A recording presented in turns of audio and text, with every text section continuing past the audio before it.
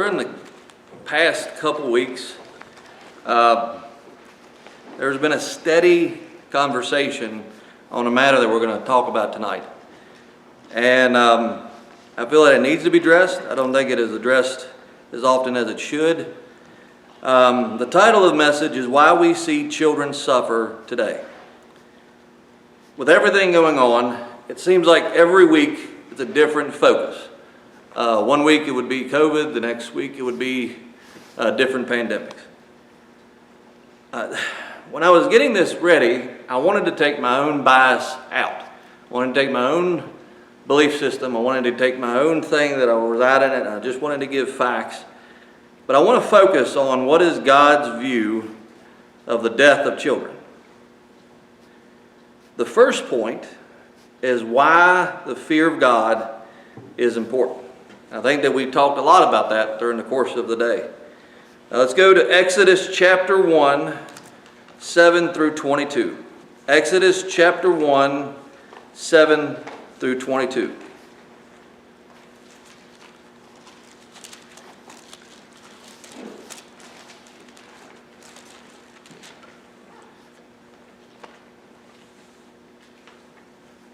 In verse 7, it says, "And the children of Israel were fruitful and increased abundantly, and multiplied and waxed exceedingly mighty, and the land was filled with them." Verse 8, it says, "Now there arose up a new king over Egypt, which knew not Joseph. And he said unto his people, Behold, the people of the children of Israel are more and mightier than we. Come on, let us deal wisely with them, lest they multiply. And it come to pass that when there falleth out any war, they join also unto our enemies and fight against us, and so get them up out of the land." Verse 11, "Therefore they did set over them taskmasters to afflict them with their burdens, and they built for Pharaoh treasure cities, Pithom and Ramses, and the more they afflicted them, the more they multiplied and grew. And they were grieved because of the children of Israel. And the Egyptians made the children of Israel to serve with rigor, and they made their lives bitter with hard bondage in mortar and in brick, and in all manner of service in the field. All their services were wherein they made them serve was with rigor.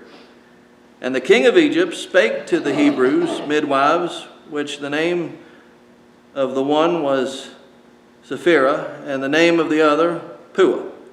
And he said, When ye do the office of the midwife to the Hebrew women, and see them upon the stools, if it be a son, then ye shall kill it. But if it be a daughter, then she shall live.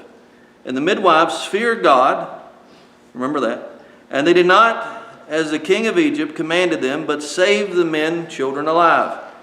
And the king of Egypt called for the midwives and said unto them, Why have you done this thing, and have saved men children alive? And the midwives said unto Pharaoh, Because the Hebrew women are not as the Egyptian women, for they are lively and are delivered ere the midwives come into them." So they give birth before they can even come in. "Therefore God dealt well with the midwives, and the people multiplied and waxed very mighty. And it came to pass, because the midwives feared God, that he made them houses." Verse 22, "And the Pharaoh charged all of his people, saying, Every son that is born you shall cast him into the river, and every daughter you shall save alive."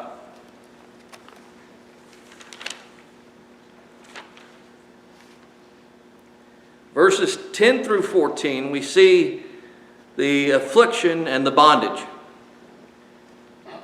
The reason for the affliction and the bondage is because he looked over them and he saw that they were mighty. He saw that they were waxed great. But the more that they afflicted them, the more that they grew. So the reason why he wanted to set the midwives and to kill them ultimately was the control of the population. Verses 15 through 22. The midwives feared God. Now we went over fear as like a afraid fear, but they actually reverenced God in verse 17. In verse 21, we read that God multiplied and waxed mighty because of the fear that they showed.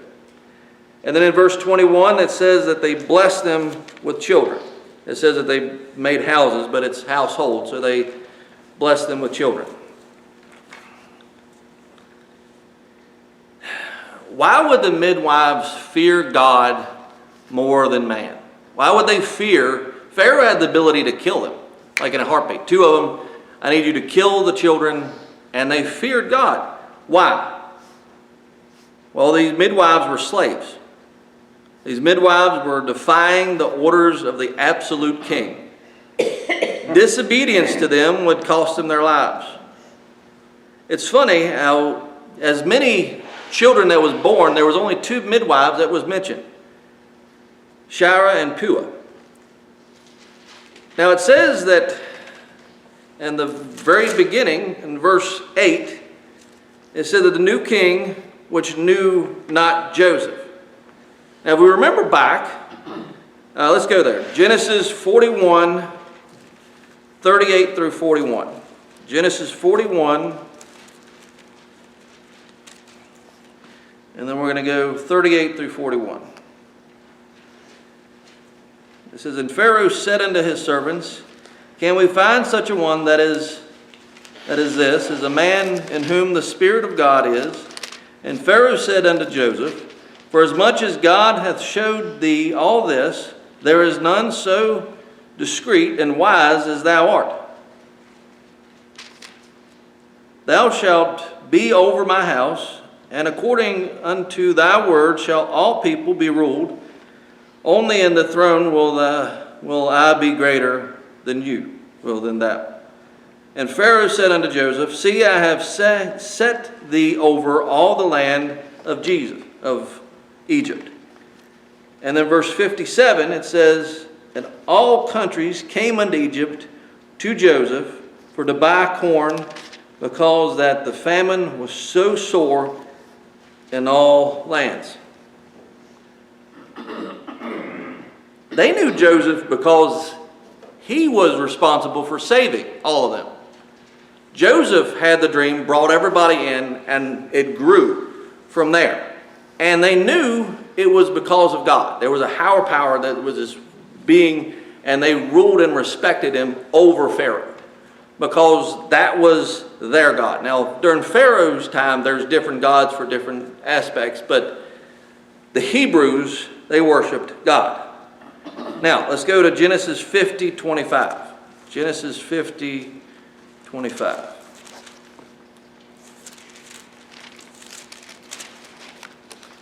Genesis 50, 25. And Jesus took an oath of the children of Israel, saying, God will surely visit you, and ye shall carry up my bones from hence.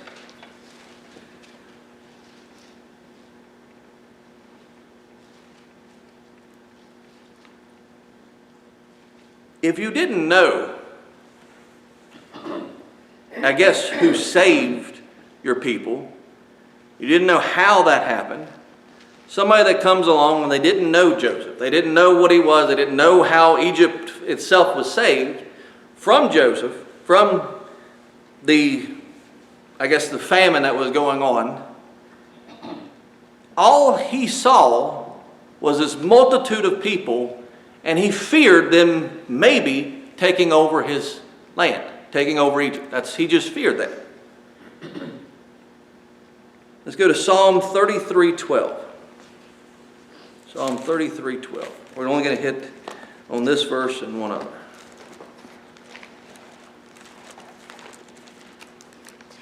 Psalm 33:12.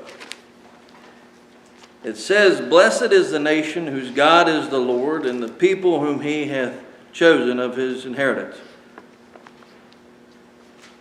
And then go to Proverbs 29:2. Proverbs 29:2.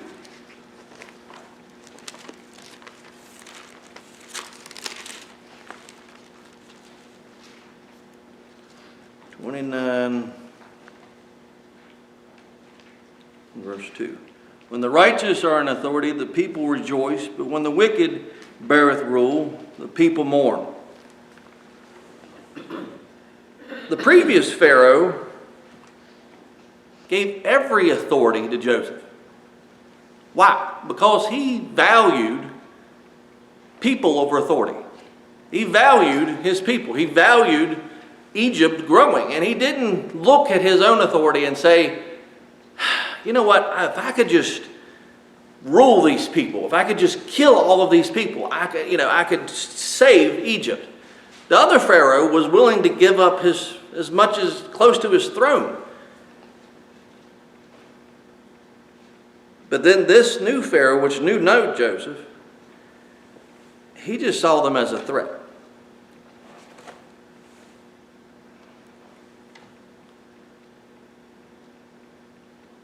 When the wicked beareth rule,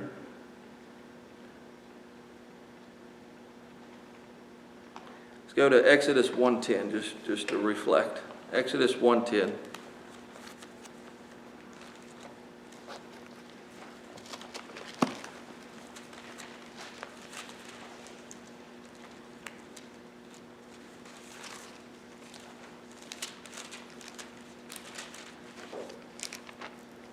Let's just read the first few words here. Let us deal wisely with them, lest they multiply. And it come to pass that when they are fallen away, they join to the other, that join to the enemies. He set division between Egypt and the Hebrews. I think today we're more divided than ever. We're divided by race. There's a CRT, there's Black Lives Matter. We're divided by gender, or pronouns, LGBT, and sports. We're divided by choice. We're divided by truth. Depends on what source you look at. And we're divided by life, pro-life or pro-choice. If, by chance, if you look at the population and see what is beneficial to everybody, what is beneficial not just to the authority, but beneficial across the board, there would be no division. Now, I know that we're not being whipped and persecuted and stuff, but it just saddens me how much that we're divided as people. If we wasn't divided as people, we could learn from each other. We can grow. We can do so much. How did God handle the situation in regards to the Egypt, in regards to the king of Egypt? Well, first, the daughter of Pharaoh saw a baby in the ark in the river, one of the Hebrew children. The mother raised the child. Moses later on killed one of the Egyptians. And then we'll go to Exodus chapter 2, 23 through 25. Exodus 2, 23 through 25. And it came to pass, in process of time, that the king of Egypt died, and the children of Israel sighed by the reason of the bondage. And they cried, and their cry came unto God by reason of the bondage. And God heard the groaning, and God remembered his covenant with Abraham and Isaac and with Jacob. And God looked upon the children of Israel, and God hath respect unto them. And they go to Exodus 4:19.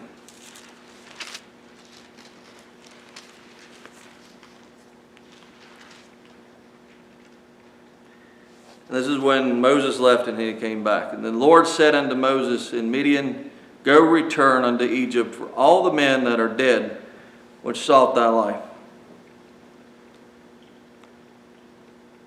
He remembered his oath, and it says that he killed all the men that sought his life. So we see in Exodus chapter 2 that the king of Egypt died, and all the men that sought him died as well. What does this tell us? It tells us that God is sovereign over every persecution, that God blesses those that fear him. God hears the cries of those that are in bondage. But one thing that I think that we need to look at is God sets the rulers up and dispenses with them as he sees fit. The king of Egypt saw the multitude of the Hebrews, and he chose to enslave them and control them. His plan was to rule them by force and by fear.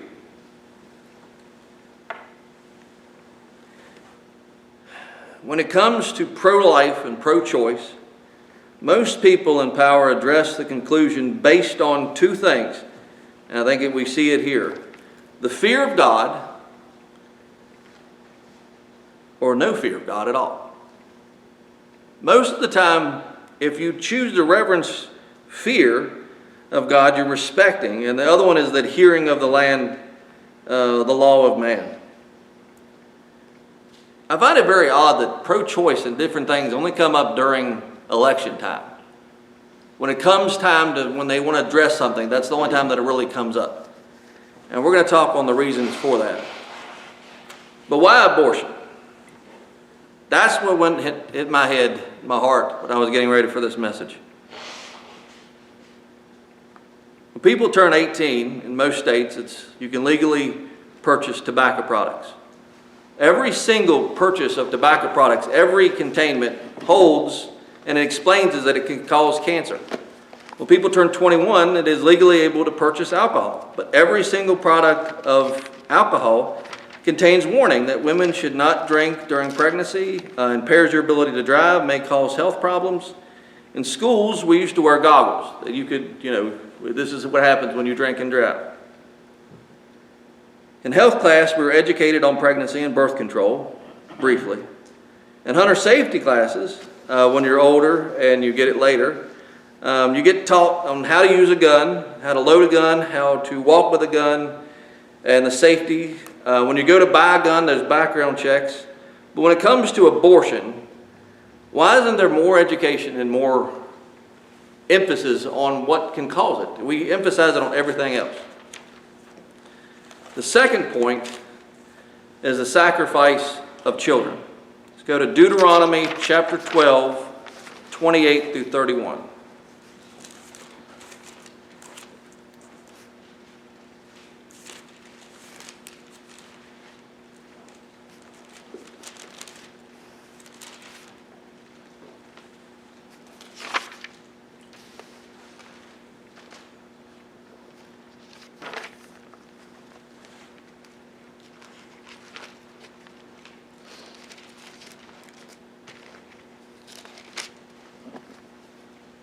Observe and hear all these words which I command thee, that it may go well with thee and with thy children after thee forever, when thou doest that which is good and right in the sight of the Lord thy God. When the Lord thy God shall cut off the nations from before thee, whither thou goest to possess them, and thou succeedest them, and dwellest there in the land.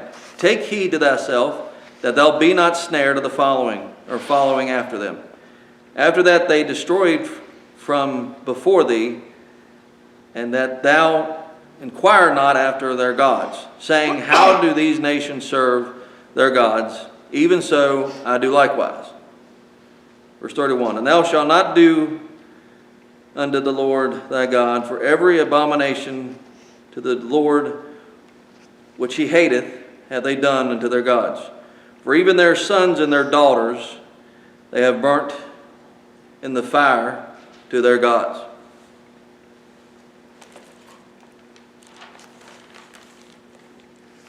One of the things that he lays out that he hates is his sons and daughters burned with fire. We see that's how he deals with the people that they're going. But how does he deal with his own? Let's go to Leviticus 18:21. Leviticus 18:21.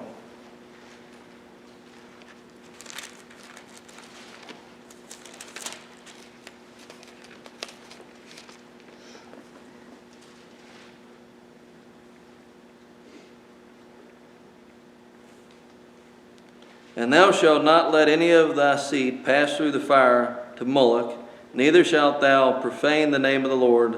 I am the Lord. What happened? Did they adhere to that warning? Let's go to 2 Kings 17, 15 through 19.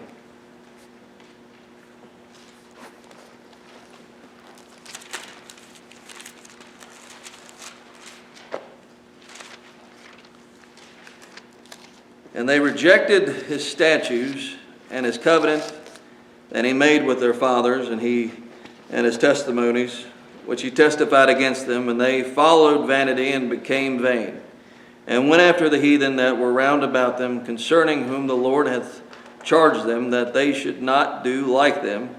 And they left all the commandments of the Lord their God, and made them molten images,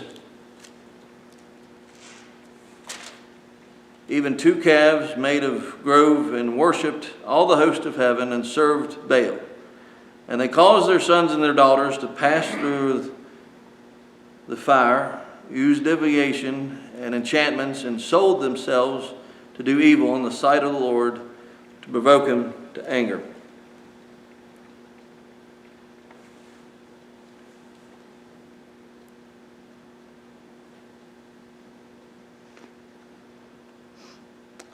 What did God do? Let's go to just the next 2 verses. Therefore the Lord was very angry with Israel, and removed them out of his sight. There was none left but the tribe of Judah only. And Judah kept not the commandments of the Lord their God, but walked in the statutes of Israel which they made. Now in verse 19 it says that they still didn't follow God, but one of the key things that made him destroy them was verse 17. It says they caused their sons and their daughters to pass through the fire. Now who was Moloch? Moloch is a Canaanite deity associated with the practice of child sacrifice.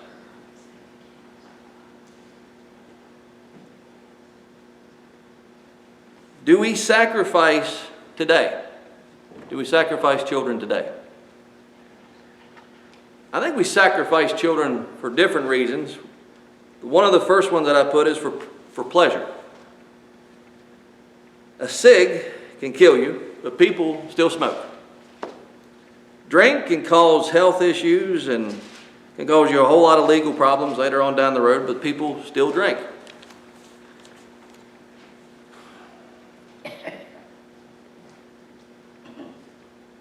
Sex can cause diseases, herpes, HIV, AIDS, STDs, and pregnancy. I think one of the key reasons is when you smoke cigarettes and you get cancer, it's really hard to get rid of cancer. That's the cause of smoking. When you drink, there's a whole lot of issues to get rid of. There's criminal records, there's health issues, prison time, there's a whole lot of things to get rid of. But if you get pregnant, though, it's so easy to just remove it. And I think that's you sacrifice for pleasure. And this is another one, you sacrifice for profit. One of the things that you hear is that children are expensive.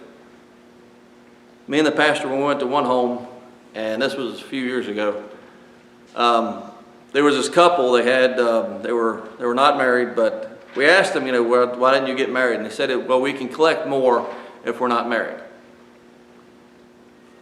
But they said that, we file taxes and we can get abundance of money back for them. Some enjoy having extra money to spend on themselves.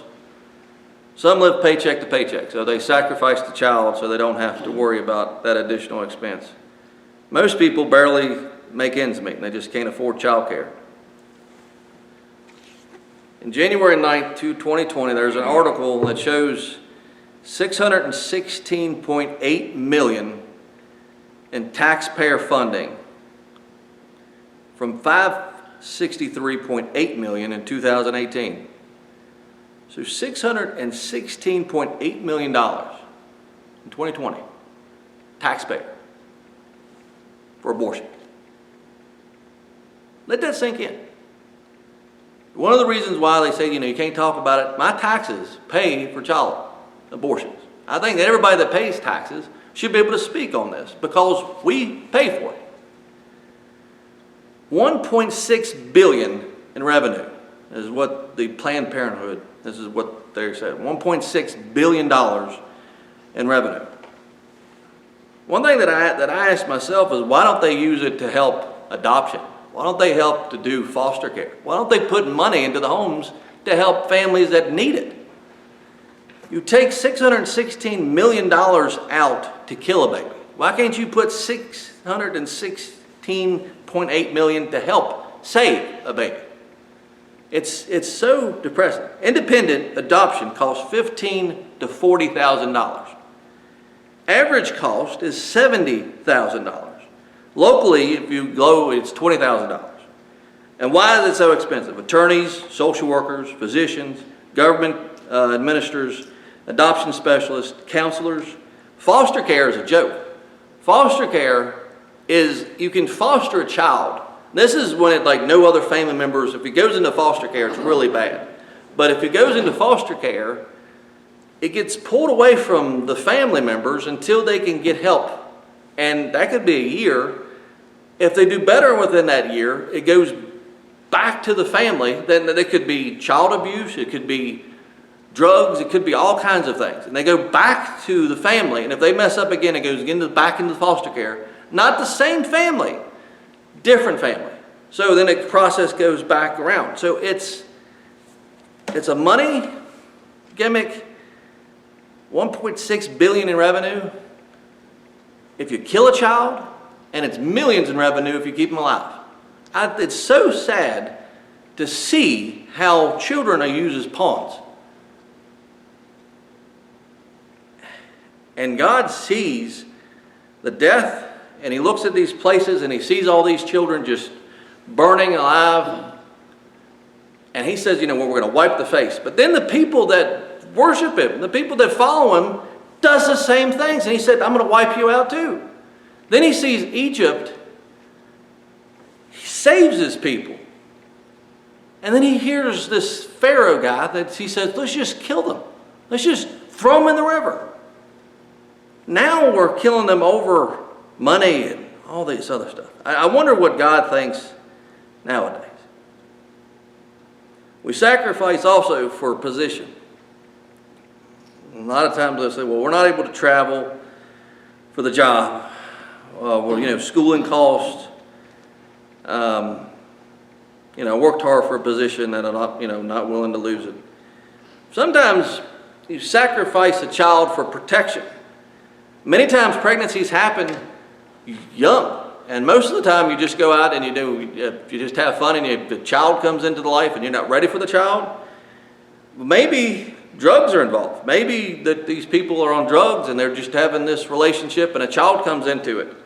And you're like, well, I just need to get rid of this because, you know, I'm on drugs, you know, the people that I've, you know, let's just get rid of the kid. Maybe your family is not good. Maybe you grew up in a bad childhood, and maybe you see your family and how you were treated and you're like, I don't want to bring a child into this. I don't want to have them be affected by the same family that I grew up with. I don't want to have my parents even know the child. Maybe it's so bad at home. Maybe you look around at the world that we live in now and say, I can't bring an innocent child into this. Mental health, I think, is one thing that gets overlooked a lot. There's many people that have needs. Most of their life is full of chaos, and they're bringing children into that. And the sad truth is, it's if you can't live a life on your own, how can you bring an innocent child into it? So some people need help. Some people need support. Some people need, and it just saddens me that we put so much emphasis on killing a child than helping them out. The last point is misleading intentions. And abortion should be the last resort, not the first. Misleading intentions. Matthew chapter 2, 7 through 12.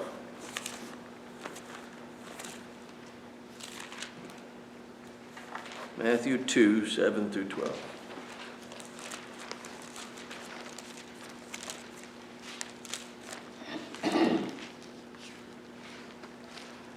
Then Herod, when he had privately called the wise men, inquired of them diligently what time the star appeared. And he sent unto the Bethlehem and said, Go and search diligently for the young child, and when they had found him, bring me word again, that I may come and worship him also. Verse 9, And when they had heard the king, they departed, and lo, the star which they saw in the east went before them, till it came and stood over where the child was. When they saw the star, they rejoiced with exceeding great joy. And when they were come unto the house, they saw the young child with Mary, his mother, and fell down and worshipped him. And when they had opened their treasures, they presented unto him gifts of gold, frankincense, and myrrh. And being warned of God in a dream that they should not return to Herod, they departed unto their own country another way.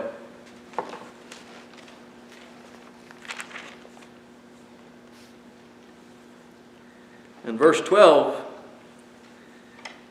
it says that they were warned of God.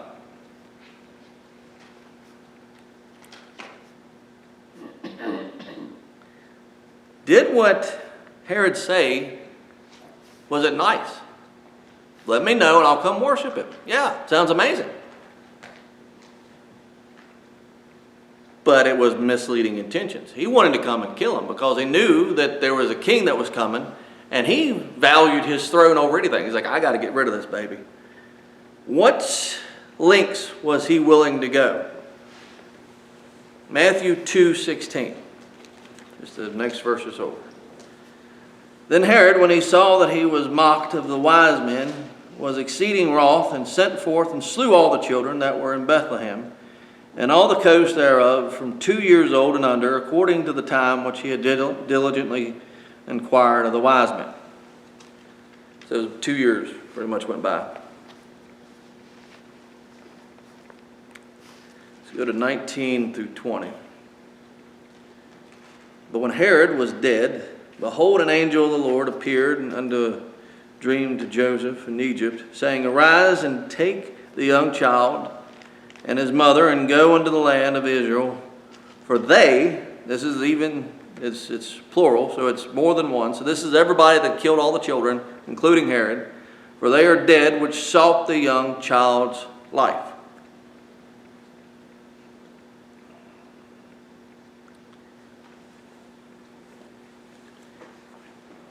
I looked up, according to the CDC, 2019, 625,346 abortions. That's a lot. 11.4 abortions per 1,000 women between the ages of 15 and 44. The ratio is 195 abortions per 1,000 live births. 2019, women in their 20s accounted for the majority, 56.9%. We say pro-life and pro-choice. Pro-life are against abortions, and pro-choice is for those that are in favor of it.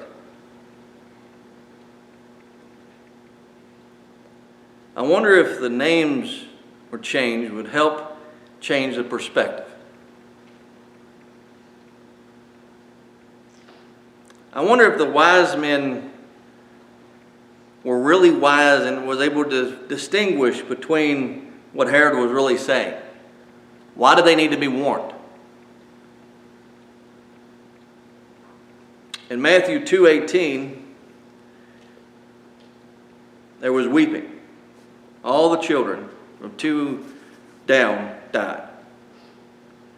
Many people say that is slaughter, pretty much, just a downright awful thing. Yet we don't have the same reverence when we say pro-choice, because it just sounds good. But it's evil intent. It's misleading. What do they call it? Pro-murder. Murder, by definition, is the unlawful, premeditated killing of one human being by another. Is premeditation abortion? When you sign up and when you go there, it's not like you don't know that they're going to kill the baby. So it's premeditated murder. When I took CPR and first aid, this was many years ago, check, call, care was the thing that you do. When you go to a body, you check for what? You check for a pulse. The very first thing you do. That's how you know between a live person and a dead person. Why isn't it that simple when we can tell the difference between a live baby and a dead baby? If it has a heartbeat, it's alive. If it doesn't have a heartbeat, it's dead. Why isn't that simple? Heartbeat starts at 5.5 to 6 weeks, but yet we call it a fetus. Just another way of saying that it's just not a baby. Let's break down the math here. 625,345 abortions in 1 year. That's 52,112 each month, 12,025 per week, 71 per hour. So the time that we've been in church, 71 babies have been aborted. This is the conclusion. When there is no fear of God, children suffer. Children get murdered. When there is no fear of God at all. We sacrifice children for what? Many reasons, but for pleasure, for profit, for position, and for protection. And the third is we are misled by people that have wrong motives. All of these lead to why children suffer today. God has never been in favor of death of an innocent child from the time of Egypt and Moses till now. The problem is we don't see instant death like they did. We don't see the king of Egypt, instantly die and all the people die. We don't see like the Herods die off. We don't see the instant, of his people, the Christians. We don't see him instantly killing people. We see people strive, make billions of dollars, 1.6 billion in revenue to be exactly. We see people profit off the death. And we look at it and we say, well, it's your choice. I think that you have a right to say it because we fund it. People that pay taxes, we fund abortion. Man or woman or what? I pay for your abortion. I think I have a right to say something. What is your view of abortion? What is your view of the death of innocents? We can read and we can see how Herod killed 2 years young, and we can see that was slaughter. But what do we say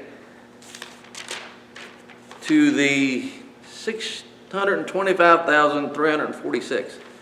I wish that I had ability to pinpoint exactly what my tax money goes to.